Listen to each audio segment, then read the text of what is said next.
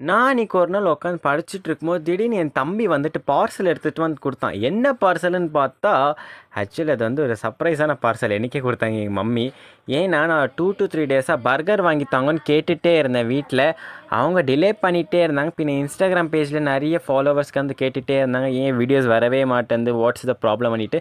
எந்த ப்ராப்ளமும் இல்லை. காலேஜில் கொஞ்சம் ஒர்க் என்னன்னா படிக்கிறதுக்கு ரொம்ப அதிகமாக இருந்துச்சு. ஸோ இனிமேல் என்னோடய வீடியோஸ் கண்டினியூஸாக வரும். எல்லாமே சால்வ் ஆகிடுச்சு.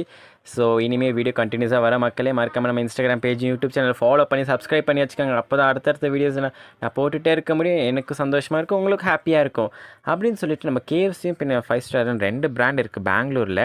நான் அன்றைக்கி வாங்கினது வந்து 5 ஸ்டார் பிராண்டில் இருந்து. ஆக்சுவலி இந்த பிராண்ட் வந்து அவங்க பிராண்டுக்கும் சேமாக தான் அவங்க சமைப்பாங்க.